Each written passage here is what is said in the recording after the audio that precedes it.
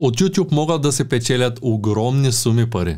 Получих писмо, че съм в класацията топ 100 инфлуенсъри на България. Можете да ме подкрепите, като гласувате за мен от първия линк в описанието на това видео. Та на въпроса с печалбата. Гледах скоро видеята на MrBeats и разбира се Любомир Жечев по темата колко пари изкарват от YouTube. И реших, че е редно и аз да споделя съвсем прозрачно с вас своя успех. Колко спечелих през изминалата година от своите 2 YouTube канала, какъв е плана за тази година и ако сте решили да се занимавате с инфлуенсинг, а и ако вече се занимавате, ще научите триковите, които знам и чрез които може да увеличите вашите печалби от този бизнес. А ако останете до края на видеото, ще разберете как да се включите за следващата награда, която ще подаря и ще изберем заедно човека, който печели шапка, която ще изпратя за моя сметка, т.е. печелившия от миналото видео и какви награди ще дам, като този път наградите ще са доста по-големи, ще разберете малко по-късно в клипа. Нека се прехвърлим на компютъра пред мен и да ви покажа какви са резултатите ми от YouTube през изминалата година. Както виждате, това е статистиката на моя канал в България. Сега ще ви покажа и печалбата за изминалата година, 2021. И приятели, виждате, че имам спечелени $2689 и печалбата ми за изминалата година спрямо предходната 2020 година е почти 3 пъти по-висока. Това е защото YouTube има постоянна прогресия. Малко по-късно във видеото ще ви покажа и как, ако сте упорити и ако правите видеа постоянно или създавате съдържание в която и да е социална мрежа, ще имате експоненциален растеж. Можем да видим, че топ видеото за миналата година, разбира се, е моят отговор към Румен Виста. Много хора се зачудиха защо създадох това видео, а много хора казват, че видеята ми не са гледани. Сега ще ви обясня нещо много важно за YouTube и за алгоритъма като цяло, за социалните мрежи и какви всъщност са фундаментите, които трябва да знаем. И YouTube е медия. И в тази медия има много хора. Хората имат различни интереси. Когато ние създаваме видеа, които са свързани с новини, с политика, с забавни моменти от живота или лайфстайл видеа, които показват интересни места, е нормално да имаме много повече последователи и да имаме много повече трафик, когато говорим за тривиални неща, от които всеки се интересува, отколкото ако създаваме бизнес съдържание. Именно поради тази причина YouTube лансира хората, които създават бизнес съдържание повече, отколкото тези, които имат лайфстайл канал. Това го показва всъщност и CPM-а. Нека сега погледнем заедно и най-важният показател, който всички, които имат и YouTube канали гледат, а именно CPM-а. CPM-а на моя канал е $11.23, а RPM-а е сложна формула и в този случай показва, че е $4.85. Това е съвсем нормално, тъй като формулата винаги изкарва малко по-ниски числа, 2 до 3 пъти. Тук виждаме и печалбата ми по месеци. Топ видеото е как изгубих 100 000 лева от криптовалута и моят отговор към Румен Виста, тъй като по него време имаше доста шум и съответно видеята, от които съм спечелил най-много, са и видеята, които са за криптовалута. Ако искате да ви гледат много в социалните мрежи, трябва да създавате съдържание, което е интересно за определена аудитория или определени групи от хора и да създавате това съдържание достатъчно дълго, за да могат тези хора да ви намерят. YouTube промени алгоритъма си съвсем скоро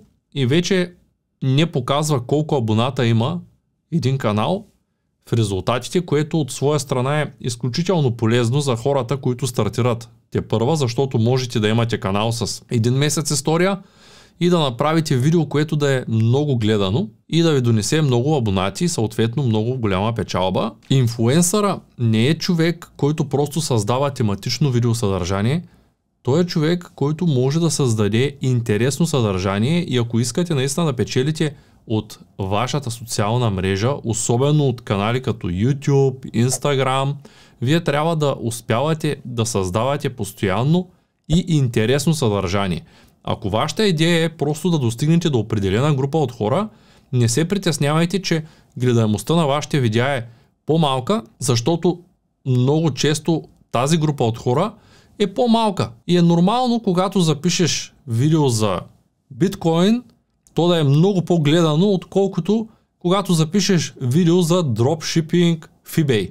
Естествено, много повече хора се вълнуват от това как да спечелят бързо пари с криптовалута, отколкото как да направят реален бизнес, от който да могат да печелят пари във времето, без да се налага постоянно да се чудят дали парите, които са инвестирали, ще станат по-малко или повече. Искам да ви споделя и няколко тула, които са много полезни. После ще ви споделя и стратегията, която започнахме да прилагаме тази година.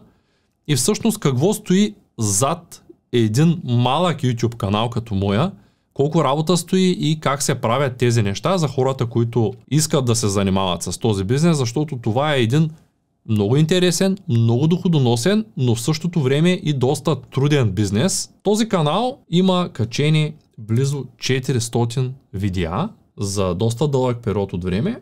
Първите сериозни видеа са качени, да речем, преди около 6 години, като в началото си признавам, че качвах доста по-малко и съвсем сериозно започнах да качвам видеа в YouTube преди около 3-4 години, когато искахме да създадем една общност, да се занимава с онлайн търговия и да върви заедно.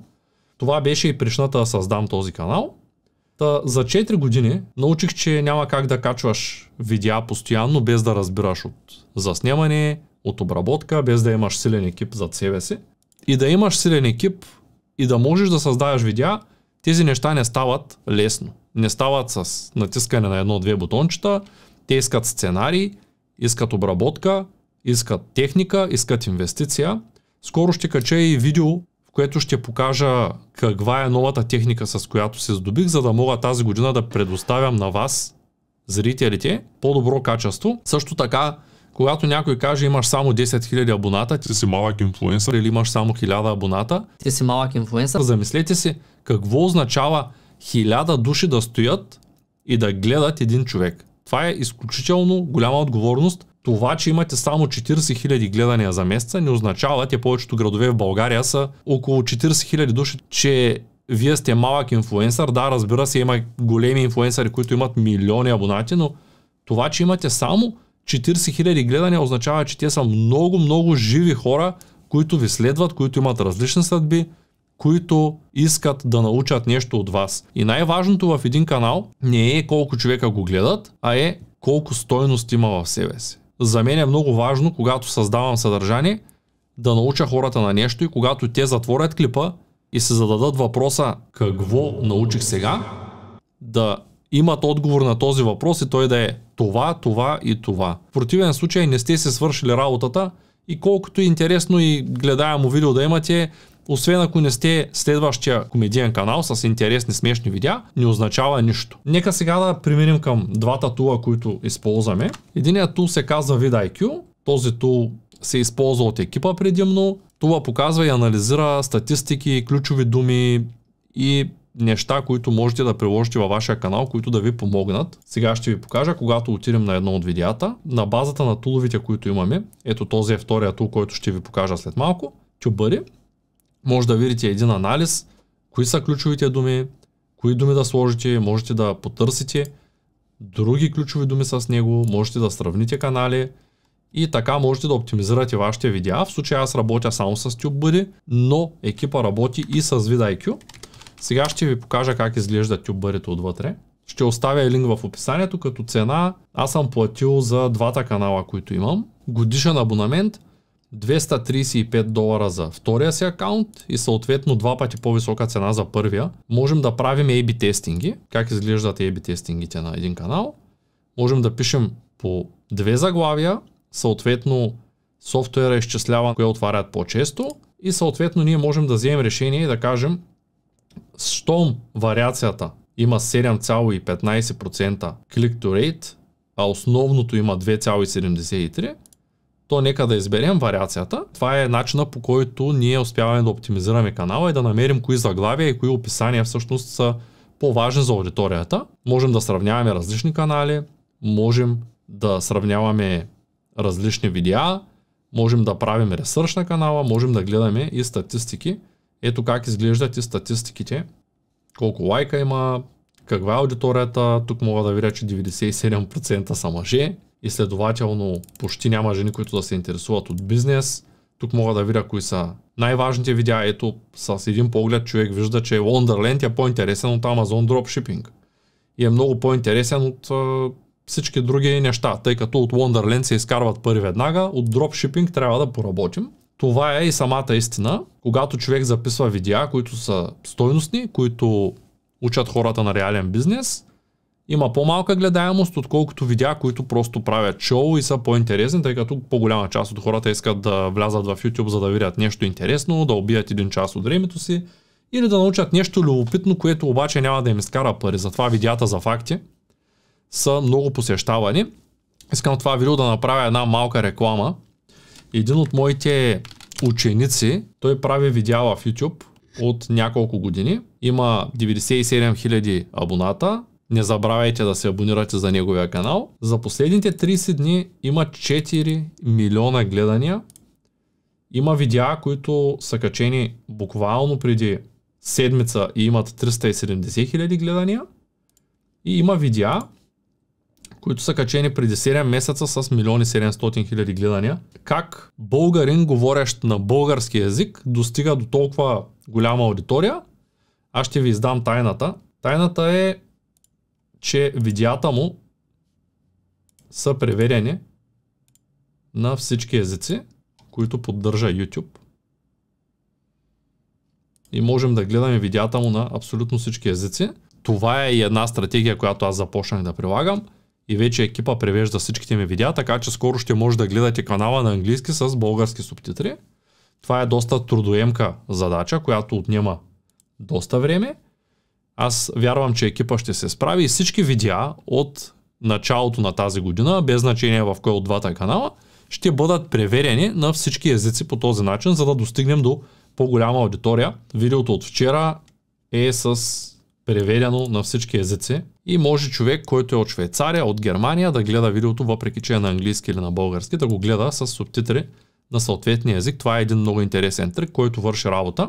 И сега ще ви покажа всъщност колко може да спечели един човек от YouTube, ако е постоянен във времето. Сами видяхте, че само за една година в проценти имах 270% ръст. Тоест да приемем, че имате един константен канал, ако всяка година има 270% ръст, то тая година по 2.71, тая година аз ще изкарам 7000 и ако запазя този процент, следващата година ще изкарам 20 000 долара. Така че никога не подценявайте момента на натрупване в един бизнес.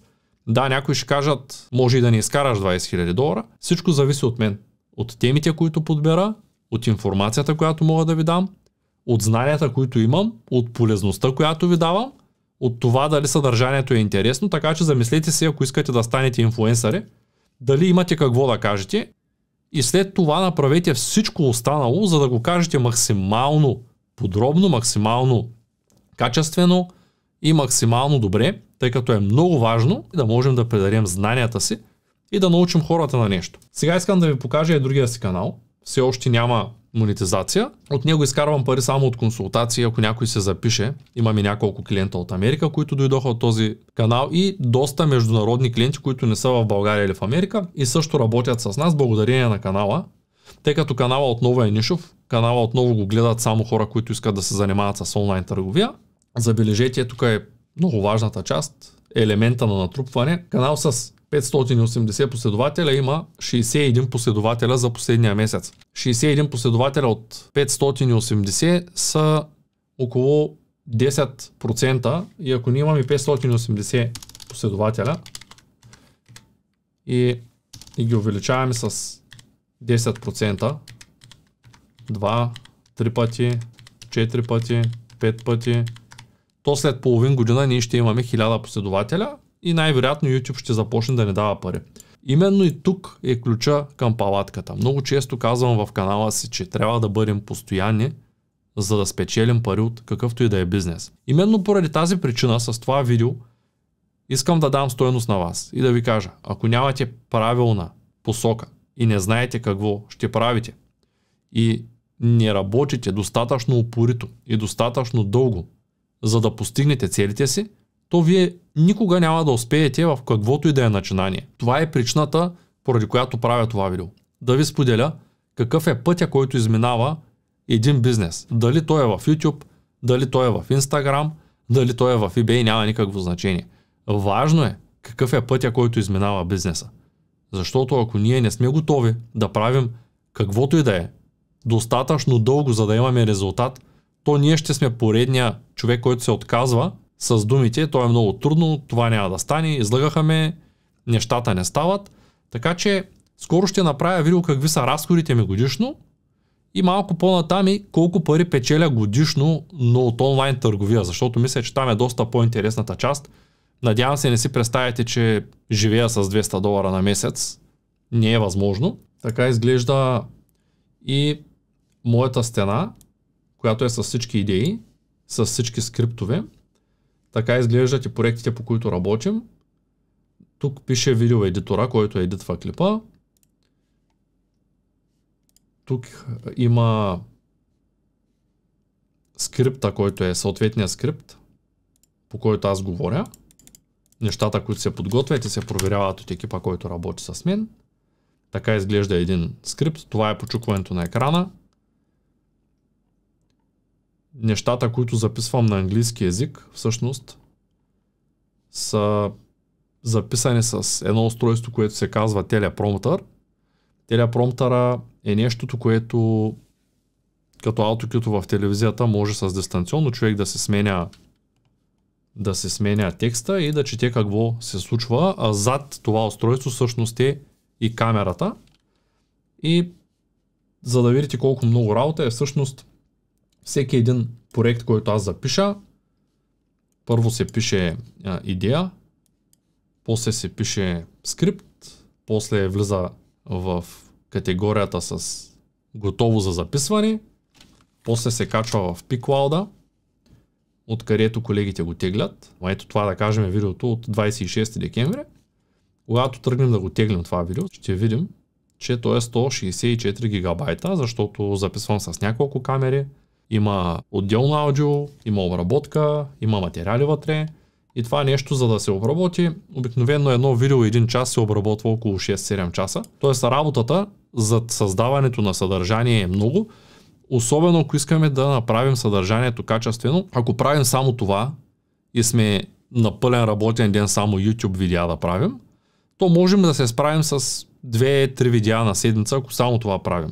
Но ако вашия основен бизнес е да продавате стоки или имате друга работа и това ще го правите помежду другото, то много трудно ще успеете да пробиете без да положите много усилия.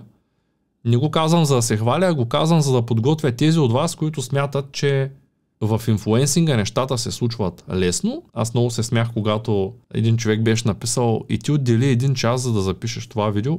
Аз си спомням, това беше видеото за Румен Виста и лично това видео го снимах около 3 дни и после обработката беше още 3 дни. Снимахме го на различни места, с колата, на земята, която си купих и човека написа 1 час си отделил, за да запишеш това видео. Повечето хора не осъзнават колко работа и колко труд стои за създаването на всяко едно нещо, на съдържание, на софтуер, на видеоурок, на каквото и да е. Много работа, но никой не я вижда. Виждали сте картинката с айсберга, където айсберга е под вода много повече, отколкото частта, която виждат останалите. Останалите виждат само резултата, само момента, в който си изкарал пари, момента, в който има вече монетизация и от канала изкарваш пари всеки ден. Те не виждат колко си дал, не виждат колко техника си купил, не виждат колко часове си прекарал пред компютъра, пред камерата, учейки, записвайки, обработвайки, за да достигнеш до тези хора, виждат само крайния резултат. Надявам се това видео да е полезно за вас. Ако това е така, ударете един палец нагоре. Не забравяйте да оставите коментар. Нека сега да изтегнем и който ще спечели шапка оранжева от 0 до успех. Ще избера един печеливш от това видео и ще избера човека, който е написал най-интересен коментар. Добре, Пенка Москова печели. Нека да се свърже с мен на support@smpro.net, за да изпратя тази шапка на посочен от нея офис на аккаунт, спиди или пък личен адрес за моя сметка.